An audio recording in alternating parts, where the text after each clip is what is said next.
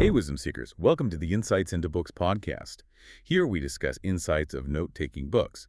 But before we start today's discussion, kindly subscribe or follow Insights into Books podcast for regular updates. With the hope that you guys have subscribed, let's start today's discussion. Welcome to the Deep Dive. Today, we are really getting into a fascinating book, Malcolm Gladwell's Blink, The Power of Thinking Without Thinking. Oh yeah, Blink. It's one of those books that really sticks with you, changes how you see, how you see thinking itself. Exactly. It's not just about, making decisions slowly and carefully. It digs into those instant judgments, the snap decisions our brains make all the time, often without us even realizing it. Right, that's the core of it. He talks about rapid cognition. It's this whole other layer of thinking that happens incredibly fast beneath the surface. Below the surface. Like our conscious mind is doing its thing, planning, analyzing. While this other part, this sort of hidden engine, is making connections, judgments, decisions almost instantaneously. Gladwell paints it as this giant internal computer constantly churning through data. A computer we don't even know is running half the time. Pretty much. It's making calls long before we're consciously aware of why we feel a certain way or decide to do something. It operates behind what he calls a locked door. And a key part of how this computer works is something he calls thin slicing. I found this idea just fascinating. It really is. Thin slicing is basically our unconscious mind's knack for finding patterns and drawing pretty accurate conclusions from tiny bits of information, like really narrow slices of experience. Okay, give me an example, like how narrow? Think about picking up a book. You look at the cover, maybe read the first page, and bam, you have a feeling. Yeah, you kind of know if it's for you or not. Or meeting someone new. Exactly, that instant impression, that gut feeling, that's thin slicing. Your brain is taking in subtle cues, body language, tone of voice, maybe even just their expression, and comparing it to this vast library of past experiences you didn't even know you had. So it's not random guesswork, it's pattern recognition, just super fast. Super fast and often surprisingly accurate. It's about getting the gist, the essence of a situation or a person from minimal data, leveraging everything you've ever learned or seen unconsciously. Okay, so this unconscious pattern finding, it sounds powerful. Let's talk about some real-world examples where this really plays out. Gladwell uses some great stories, like the Getty Kuros. The statue. Ah, yes, the Kuros, a classic Blink story. So the Getty Museum buys this supposedly ancient Greek statue, right? Yeah. And they do all the checks. Yeah. Scientists, lawyers, months, maybe years of painstaking research. Everything says it's authentic. Seems straightforward enough. Case closed. You'd think. Yeah. But then they bring in the real art experts, people like Evelyn Harrison, Thomas Hoving folks who've spent their entire lives looking at ancient sculptures. And what did the experts say? Their reaction was immediate. Instinctive. Harrison felt this wave of intuitive repulsion, having just thought it looked fresh, which is exactly what a 2,500-year-old statue shouldn't look like. So their gut feeling contradicted all the scientific evidence. Completely. It was their fast and frugal thinking. Their brains processed this like flurry of visual information, picking up on tiny anomalies that didn't fit. Things the scientists missed or maybe couldn't even quantify. Wait, what kind of anomalies? Well, later, other clues emerged, like documents supporting its authenticity having suspicious details. A letter dated 1952 using a postal code that wasn't introduced until the 70s. Subtle things, maybe, but their trained intuition sensed something was off instantly. Wow. So their split-second judgment overturned months of careful analysis. Exactly. Their unconscious thin slicing flagged it as a fake. Even if they couldn't immediately list all the reasons why, they just knew. It shows how powerful that expert intuition can be. That's incredible. It really makes you wonder about that locked door Gladwell talks about. Our unconscious knows things our conscious mind doesn't, or at least can't articulate yet. Like in that gambling experiment. Oh, the Iowa gambling experiment. Yes, another perfect illustration. So you have participants choosing cards from 4 decks. 2 are red, 2 are blue. And they don't know the decks are rigged, right? Right. The red decks are designed to give big wins sometimes, but overall lead to big losses. The blue decks give smaller wins, but they're consistently positive. The goal is to figure out which decks are better. Okay, so how quickly did people figure it out consciously? That's the fascinating part. Consciously, it took them a while, around 80 cards, before they could actually explain why the red decks were bad and the blue ones were good. 80 cards, that seems like a lot. But here's the kicker. The researchers were monitoring their stress levels, measuring sweat on their palms, and guess what? Their bodies knew sooner. Way sooner.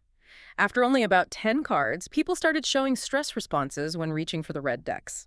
And they began unconsciously favoring the blue ones.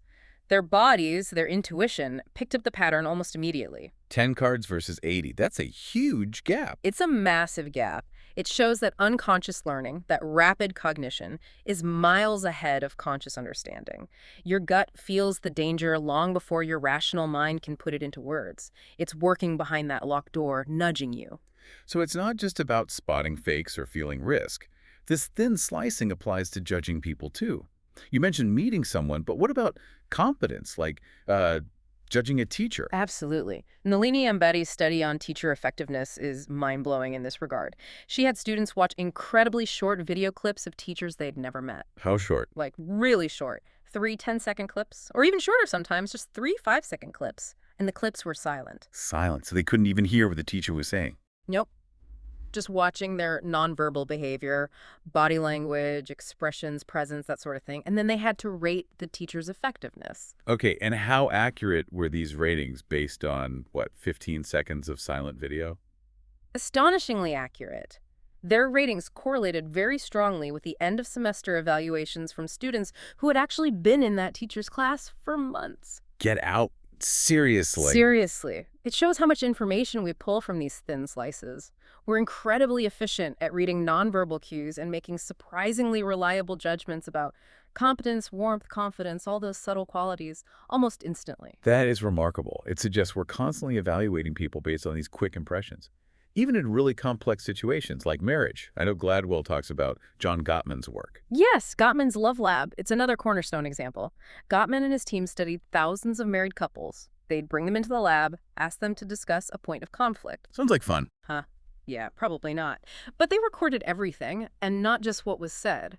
They used this incredibly detailed coding system called SBAF, Specific Effect Coding System. What does that track? It tracks emotions, second by second, micro-expressions, tone of voice, physiological responses, looking for tiny tells like fleeting expressions of contempt, defensiveness, stonewalling, criticism, what he famously called the 4 horsemen of the apocalypse for relationships. Okay, so very detailed analysis. And what could they predict from these thin slices of argument? They could predict with stunning accuracy, often over 90%, whether a couple would still be together years later or if they'd divorce, just based on observing them interact for maybe 15 minutes, sometimes even less. 15 minutes to predict the fate of a marriage. Exactly. And it wasn't just Gottman. He found that even non-experts with a bit of training on what cues to look for, especially that killer emotion, contempt, could get pretty good at making these predictions too. It's thin slicing applied to the intricate dynamics of human relationships. It shows that these quick judgments aren't just superficial. They can tap into something really deep about patterns of behavior. Right. It's not always about the big, obvious things. Sometimes the most revealing information is in fleeting details that our unconscious mind picks up on. And this skill, this intuitive grasp, it pops up everywhere, doesn't it? It's not just scientists or art experts. You hear about court sense in sports. Yeah, the basketball player who just knows where the ball's going. Or in the military, they talk about coup d'oeil, the power of the glance. Napoleon, Patton, generals, who could supposedly size up a whole battlefield situation in an instant. Grasping the essence immediately. Precisely. Gladwell mentions the bird expert David Sibley identifying a rare bird, a ruff, from like 200 yards away while it was flying. Never seen one fly before, but he caught its gist. Its essence, its overall pattern. Just like the tennis coach Vic Braden, who could apparently predict if a player was going to double fault just by watching their serve motion, not analyzing angles, just sensing it. Sensing the flaw in the pattern. Exactly. It's that same rapid cognition, that thin slicing ability, honed by experience, allowing experts to see things in the blink of an eye that others would completely miss. So, okay, after hearing all this, it feels like we should just trust our gut all the time, right? These quick decisions seem incredibly powerful, sometimes even better than careful thought. Well, that's the tempting conclusion, isn't it? And Gladwell definitely argues that sometimes quick decisions are superior. We're often told, don't rush, think it through, but that's not always the best advice, especially when time is critical. Like an emergency situation. Exactly. Think about Gary Klein's work with firefighters. He tells this amazing story about a lieutenant leading his crew into a burning house. It seemed like a routine kitchen fire. Right. But something felt off to the lieutenant. The fire was too quiet. The room wasn't as hot as it should be. He couldn't put his finger on it consciously, but he suddenly yelled, "Get out! Now!" Oh, Moments after they scrambled out, the floor where they had been standing collapsed. The fire was actually in the basement below them. wow. His intuition saved their lives. Absolutely. He didn't have time for analysis. His internal computer, as Gladwell might say, thin-sliced the subtle, dangerous anomalies based on years of experience. His gut screamed danger before his conscious mind understood why. That's incredible. So intuition isn't just smart, it can be life-saving. We see this on a bigger scale, too, like in that Millennium Challenge war game. Right, Millennium Challenge '02, you had the blue team representing the U.S. military with all the technology, all the data, complex analytical models. The slow, deliberate approach. Exactly.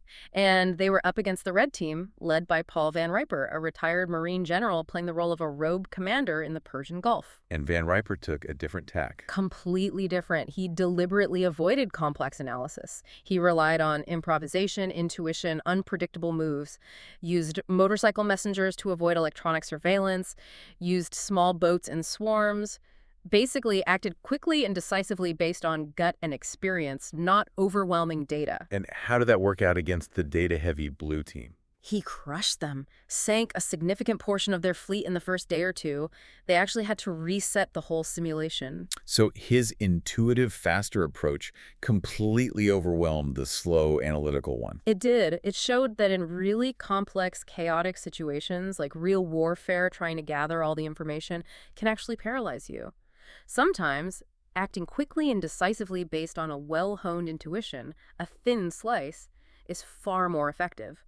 Less can be more. Okay, but here's the tricky part. If our unconscious is making these brilliant, fast decisions, why can't we always explain them? Gladwell talks about this storytelling problem. Ah, yes. This is where it gets messy. Our unconscious makes the call, often the right one, but because it happens behind that locked door, our conscious mind doesn't always know why. So it makes up a reason. Pretty much. It feels compelled to provide a rational explanation after the fact. Mayer's two-string problem is the classic example here. People have to tie together two strings hanging from the ceiling, but they're too far apart to reach both at once. Right, I remember this one. You had to swing one like a pendulum. Exactly. And in the experiment, the researcher might subtly, accidentally brush against one string, setting it swinging slightly, a tiny hint. An unconscious hint. Right. And people who got the hint were much more likely to solve the puzzle. But when asked how they figured it out, did they say, "Oh, when you brushed the string?" No, I bet they didn't. Not at all. They'd say things like, "It just came to me," or "I remembered something about pendulums," or "I was thinking about monkey swinging." They invented plausible but incorrect stories to explain their own insight. So we're good at finding the answer, but bad at knowing how we found it. We're basically unreliable narrators of our own minds. That's a great way to put it. We confabulate. We create stories that make sense consciously, but they often mask the true, intuitive leap that happened unconsciously, which means even when our snap judgments are right, our explanations for them might be completely wrong. Which leads us right into the dark side of blank, doesn't it? Because if our unconscious is making calls we don't fully understand, it can be easily led astray by things like bias and stereotypes. Exactly. This is the crucial counterpoint. Snap judgments can be brilliant, but they can also be deeply flawed, sometimes dangerously so, because they draw on all our experiences and associations, including the unfair or prejudiced ones lurking in our unconscious. The Warren Harding error is the prime example, right? Yeah. The president who got elected basically because he looked presidential. Yes, Warren Harding. By most accounts, not a particularly brilliant or distinguished politician. Kind of mediocre, really. But he looked the part. Tall, handsome, dignified. He had the look. He absolutely had the look. And people, even shrewd political operators like Harry Daugherty, who basically engineered his rise, were just bowled over by his appearance. It triggered this powerful, unconscious association. This guy looks like a leader, therefore he must be a good leader. So the thin slice was based on appearance, and it overrode any actual assessment of his abilities. Completely. It's a classic halo effect. His looks created such a positive first impression that it blinded people to his weaknesses, his lack of substance. A snap judgment based on a stereotype led to, well, a pretty undistinguished presidency. Shows how easily appearance can hijack our rapid cognition. These biases aren't just about looks, they're deeper, more ingrained. like what the implicit association tests, the IATs, reveal. Right. The IATs are fascinating and kind of uncomfortable. They measure how quickly we associate concepts. For example, pairing male with career words versus female with career words, or white faces with good words versus black faces with good words. And what do they generally find? They generally find that most people, regardless of their consciously stated beliefs, have faster reaction times for stereotypical pairings, like linking male and career faster or white and good faster. Even if people consciously believe in equality. Yes, that's the key. The IAT taps into unconscious attitudes, the automatic associations built up over a lifetime of exposure to cultural messages, stereotypes in media, subtle biases in language. So it's revealing the programming our unconscious has received. Exactly, and it's often confronting. Even members of stereotype groups can show biases that seem counterintuitive, like African Americans showing a slight pro-white bias on the race IAT. It reflects the pervasive nature of these societal associations that seep into our unconscious, whether we want them to or not. It's not necessarily conscious prejudice, it's the brain taking cognitive shortcuts based on the patterns it's been fed. This connects to that weird statistic about CEOs, doesn't it? The height thing. Oh, yeah, the height bias. It's startling. Male CEOs of Fortune 500 companies are, on average, significantly taller, like nearly 3 inches taller than the average American man. And yet correlates with salary, too. It does. Studies suggest that each extra inch of height can translate into thousands of dollars more in annual earnings. It's wild. But surely companies aren't deliberately hiring only tall people. No, it's almost certainly not conscious discrimination. It's that same Warren Harding effect. We have this deep-seated, unconscious stereotype associating height with leadership, competence, authority. Taller people just seem more leader-like. So we unconsciously swoon over tall candidates. That's Gladwell's term, yeah. We're biased towards them in interviews and promotions without even realizing it. Our rapid cognition is making a judgment based on this irrelevant physical trait, potentially causing us to overlook better qualified, shorter candidates. It's another way our thin slicing gets skewed. And this plays out in everyday life, too. Like buying a car. You mentioned the study about car salesmen and laydowns. Right. This study sent different types of people, white men, white women, black men, black women, into dealerships to negotiate for a car. They were all trained to negotiate similarly, presented as well-informed professionals. And the prices they were offered differed. Significantly. Despite presenting as equally savvy negotiators, the women and the black buyers were consistently quoted higher initial prices than the white men. Is that just straightforward racism and sexism then? Gladwell argues it might be more subtle, more unconscious than that. Not necessarily deliberate bigotry, but maybe the salesman's unconscious minds thin-sliced these buyers based on stereotypes. Perhaps they unconsciously associated women or minorities with being laydowns, easier targets, less likely to bargain hard, even if their actual behavior contradicted that stereotype. Like the IAT, an automatic association influencing behavior without conscious intent. Possibly. It's an instinctive, biased shortcut. Which is why Gladwell contrasts this with a salesman like Bob Golomb, who made a conscious effort to ignore appearance, race, or sex and treat everyone exactly the same, recognizing how misleading those first impressions could be. He actively fought against that biased thin slicing. These biases are bad enough, but what happens when you add extreme stress into the mix? That's when things can go catastrophically wrong, leading to what Gladwell calls temporary mind blindness. Yes, this is critical. Stress drastically impairs our cognitive abilities, including rapid cognition. The tragic shooting of Amadou Diallo is a harrowing example. Remind us of the details there. 4 police officers in the Bronx saw Diallo, an unarmed West African immigrant, late at night in a poorly lit vestibule. He seemed suspicious to them, matched a general description of a suspect.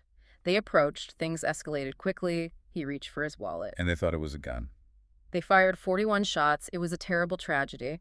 Gladwell analyzes it through the lens of rapid cognition breaking down under pressure. How so? What broke down? Several things. First, the initial snap judgment was likely influenced by unconscious bias, black man, bad neighborhood, late night. Then, the high stress of the confrontation, the fear, the adrenaline surge, induced temporary mind blindness. Meaning they literally couldn't see properly. Not exactly. It means their attention narrowed drastically, tunnel vision. They became hyper-focused on the perceived threat, the object in his hand, and became unable to process other crucial information, like the fact that he looked terrified, not aggressive, or that the object didn't actually look like a gun. The stress overloaded their ability to thin slice accurately. And the lack of distance, the white space. Crucial. They were too close, eliminating reaction time. It all combined. Bias, stress, lack of time, tunnel vision, leading to a catastrophic misinterpretation, a failure of rapid cognition under extreme duress. And this isn't unique to that one incident. Other research on police under stress shows similar effects. Absolutely. Criminologist David Klinger interviewed officers involved in shootings. They consistently report perceptual distortions, time slowing down, slow motion, tunnel vision, auditory exclusion, not hearing things, intense physical tension, even memory gaps afterwards, like not remembering which hand held a weapon. So high stress fundamentally changes how they perceive reality. It pushes them into a state of extreme physiological arousal where higher cognitive functions, including nuanced intuitive judgments, just shut down. They revert to the most basic, often flawed, intuitive reactions. It's less about malice, often, and more about the brain systems being completely overwhelmed. Okay, so bias and stress are major pitfalls. But Gladwell also points out issues with trying to measure snap judgments, like in market research. That seems counterintuitive. Yeah, it's ironic, isn't it? Market research often relies on asking people why they like or dislike something. But as we saw with the storytelling problem, we're not very good at explaining our own preferences, especially the intuitive ones. Like the musician Kenna. Great reviews from experts, but bombed in audience testing. Exactly. Kenna's music was innovative, different. Professionals, experts who had honed their musical intuition got it immediately. But general audiences, when asked to articulate their reaction in focus groups, struggled. Why? Because when something is truly new, people often confuse different with bad, especially when forced to explain it. They lack the vocabulary or the framework to describe why they might like something unfamiliar.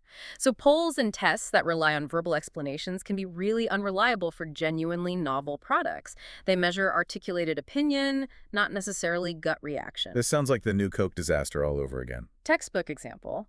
The Pepsi challenge showed people preferred Pepsi in blind sip tests. So Coke created New Coke, which beat Pepsi in blind tests too. Logically, it should have been a hit. But it was a massive failure. Colossal. Because people don't drink cola blindfolded in tiny sips. The blind test ignored the entire context. The brand loyalty, the iconic bottle, the color, the advertising, the nostalgia.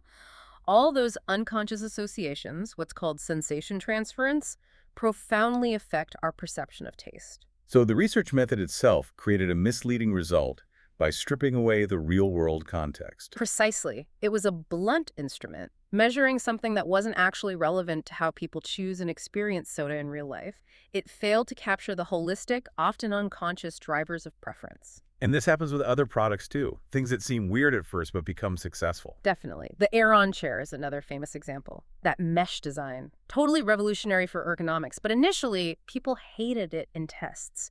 It didn't look comfortable like a big plush executive chair. It violated their thin slice stereotype of comfort. Even though it was comfortable. Right. Similarly, the TV show All in the Family. Groundbreaking, tackled tough issues. It tested terribly. People were shocked, uncomfortable. But the researchers interpreted shocked as disliked. When really it was just new, different. Exactly. Both became huge successes. It underlines the Kenna problem. Market research that forces immediate verbalization often confuses bad with merely different. It's terrible at predicting success for truly innovative ideas because people can't easily explain their reaction to novelty. And trying to explain can actually mess up your judgment, like the strawberry jam experiment. Oh, the jam study. It's Yeah. brilliant. Students ranked jams, and their rankings matched expert tasters pretty well. They intuitively knew good jam. Okay, so far so good. But then another group was asked not just to rank, but to explain their reasons for ranking them that way, and their rankings went haywire. They became jam idiots, as Gladwell hilariously puts it. The best jam ended up near the bottom. Why? What happened? It's called verbal overshadowing. Forcing them to analyze and articulate why they liked a jam interfered with their pure, intuitive taste preference. They started focusing on things they could easily describe, like texture or color, rather than the overall taste experience they couldn't put into words. So thinking too hard about why you like something can make you like it less or judge it incorrectly. It can actually change your judgment. Your conscious mind invents reasons, and those invented reasons then override your original gut feeling. It disrupts your ability to know your own mind when it comes to intuitive preferences. Sometimes you just know. Trying to explain why just muddies the water. Okay, this is a lot to take in. Our unconscious is powerful, often inaccurate, but also prone to bias, gets wrecked by stress, and we can't even trust ourselves to explain its decisions. So, are we just stuck? Can we do anything to make our snap judgments better? That's the hopeful part of the book. Gladwell argues strongly that no, we're not helpless. Our first impressions, our rapid cognition can be educated and controlled. It's not fixed. How do you educate your unconscious? Well, step one is awareness. Just knowing about these biases, like the ones the IAT reveals, is a start. It makes you pause and question your gut feelings sometimes. Okay, awareness helps. What else? We can actively work to change the associations our unconscious makes. For example, consciously exposing ourselves to positive examples of groups we might unconsciously stereotype, reading about achievements, seeing positive images, thinking about admirable figures like Martin Luther King or Nelson Mandela before taking a race IAT, for instance, can actually subtly shift those automatic associations over time. So you can sort of retrain your intuition by feeding it different data. Exactly. You're refining the database it draws from. It's not immutable. That makes sense. What about managing intuition in the moment? You mentioned improv comedy having rules for spontaneity. Right, structuring spontaneity. Great improv comedians seem psychic, but they follow rules, like the rule of agreement: always accept the premise your partner offers. Yes, and. The structure doesn't kill spontaneity. It enables it by creating a safe, predictable framework for rapid, intuitive responses. So structure can actually help intuition, not hinder it. In the right way, yes. Think back to Paul Van Riper in The War Game. He wasn't just being random. He operated within a flexible framework that prioritized speed and adaptability over rigid, complex plans. He created conditions where rapid, intuitive decisions, based on deep experience, were the most effective approach. It's about finding the right balance of structure and freedom for the situation. Which relates to the idea that sometimes less information is actually better, right? The Cook County Hospital study. Oh, absolutely. The power of frugality. That study is so compelling. Doctors diagnosing potential heart attacks. You had experienced doctors using all their knowledge, tons of patient data. The usual approach. Versus a simple algorithm, Lee Goldman's rule, based on just 4 key factors, ECG results, plus 3 specific risk factors. Nothing else. And the simple algorithm did better. Dramatically better. About 70% more accurate at correctly ruling out heart attacks in low-risk patients, and incredibly accurate overall. It showed that having too much information can actually make it harder to spot the crucial signal. It drowns out the important stuff. Analysis paralysis. Exactly. More information can create noise, making it harder to thin slice effectively. Stuart Oscom's study found the same with psychologists. More info made them more confident in their diagnoses, but not actually more accurate. Sometimes focusing on just the critical variables is the smarter way. Okay, so we can retrain our unconscious, use structure, focus on less information. What about deliberately blocking out biased information, like the blind auditions for orchestras? Yes. This is a fantastic example of actively controlling the input for snap judgments. Historically, there was this pervasive, mostly unconscious bias that women couldn't play certain instruments, especially brass, as well as men. Based on stereotypes about physicality or whatever. Right, so orchestras started implementing blind auditions, put up a screen so the judges couldn't see the musician, no talking aloud, use numbers, not names, even put down tarpets so they couldn't hear footsteps, potentially identifying gender by shoe type. They removed all the visual and auditory cues that could trigger bias. Exactly, and the results were immediate and dramatic. The number of women hired by major orchestras skyrocketed.